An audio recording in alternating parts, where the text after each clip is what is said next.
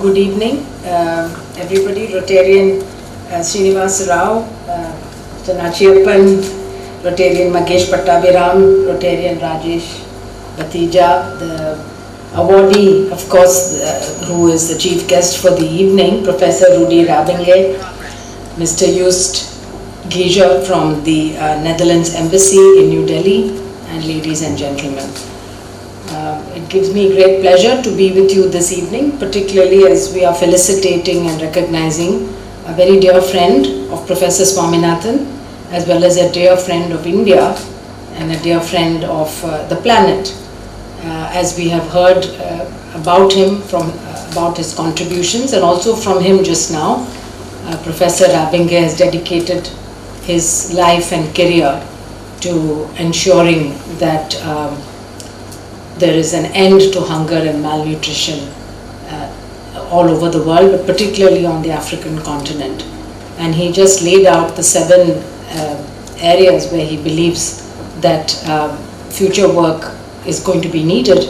And one of the things he mentioned, of course, is the One Health approach, which is looking at the planet as a whole, health of humans, animals, all species, as well as the environment. It's clear now, I think the corona pandemic has taught us that human beings are not above all other. We thought we could control the world, and we have far greater intelligence and our ability to control other species and things. But look at this tiny invisible enemy, the coronavirus, which has got the whole world onto its knees now. So, and the reason that there is likely to be more such events where viruses jump between species is because of the, to a large part due to what we have done to the environment. The destruction of forests, the unplanned growth, urbanization, as well as the loss of habitat for many species. Normally these species would be living in their forest environment and would have very little contact with humans. Even when you look at history of Ebola, disease like Ebola, it has existed for a long time in Africa. But it used to be very self-contained. It would happen in the middle of a deep forest where people were hunting the monkeys for meat. And the virus lives in monkeys without causing any disease, but when it transmits into human beings, it has a deadly effect. But it would happen in a small group of people. Maybe a few people would be infected and they would die, and then the infection would die out. But today, because of the travel and within minutes and hours, viruses can spread across borders and across the whole world. We saw that with SARS, which happened in 2003. Luckily, it was contained within a matter of 8 months. And we saw it also with other infections like the Zika virus. So I think all of these repeatedly are giving the same lesson to us to live in harmony with nature and environment, but we are not taking taking that lesson to heart. And it's what we call the cycles of panic and neglect. When we are in the midst of a disaster, we are in a panic situation and we want to do everything to put an end to this, go back to normal life. But when that happens, then we go back into a cycle of neglect, where we go back to our old ways. I hope that the pandemic would have taught us new ways of doing things. We are all connected across the world now by Zoom, and we are still able to interact and exchange our ideas and thoughts.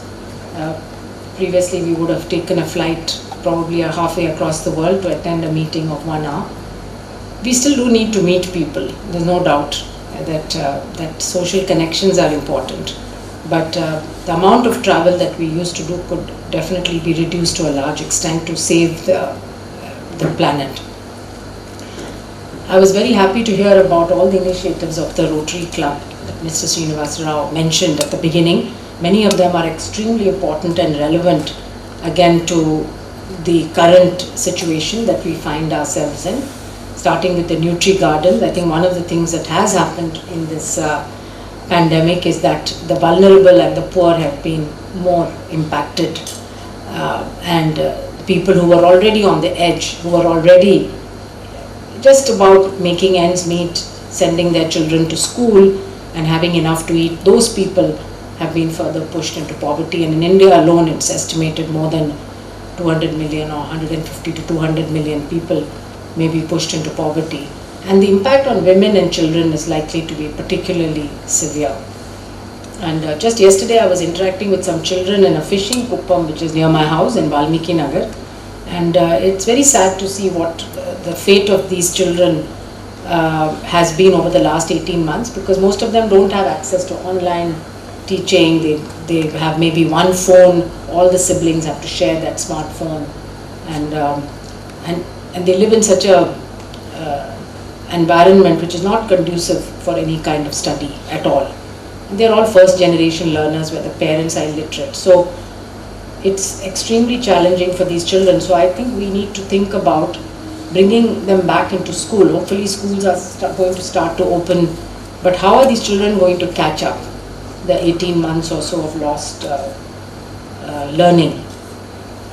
Because these are the future human capital of the country. So we have a whole generation who's lost out on a couple of years of learning. It's not going to be good for the economic growth of our country as well.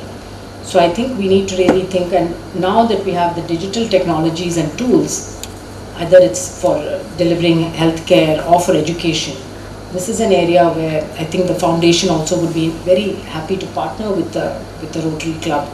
We have a program called Every Child a Scientist program, and through that actually we can take, and I think Professor Abinga mentioned in the last point that science has to be the foundation for all our efforts, whether it is in agriculture or whether it's in medicine or whether it's in city planning and engineering.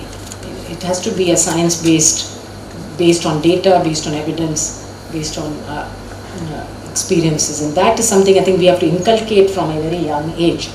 So my father, had this dream. He of course started the foundation by saying every farmer is a scientist, and that the foundation scientists must work in partnership with farmers, not somebody who's coming to teach the farmer something. You do it in partnership, you learn from each other. Scientists can learn a lot from farmers. I always found that I learned from my patients and my communities where I worked. It was never a one-way giving of information. I learned much more. So Every Child a Scientist could be a good program to be taken up, and as I said, especially for the children in government schools and who come from the poorer socio-economic, how can we really build up their skills and capacity? So I think skill development you mentioned is one of your priorities, and the Nutri Gardens, very happy to hear about that. Again, agriculture, health and nutrition are linked, and we know now that poor nutrition leads to poor immunity and more susceptibility to diseases. And in Tamil Nadu we have both the burden of infectious diseases and malnutrition among children. At the same time we have overnutrition and obesity, which is also increasing with increasing rates of diabetes and hypertension. So the Nutri Gardens again can be used as places where people can come to learn about the locally available nutritious fruits and vegetables, which need not have to be costly, need not have to be expensive, but people need to understand how to consume it, how to prepare it, and what is a balanced diet. So these are really excellent initiatives, and congratulations also to RCME for 25 years of this award, which really recognizes the global leaders who have contributed to keeping our environment clean and safe, and working towards sustainable and long-term health and environmental and nutrition security. And thank you so much for inviting me and giving me this opportunity to share some thoughts with you. And Professor Abinge, my father conveyed his greetings. He said he has worked with you for over 50 years. He has very, very fond memories. He may be listening. He wanted to be part of the program, but he was not able to physically travel here.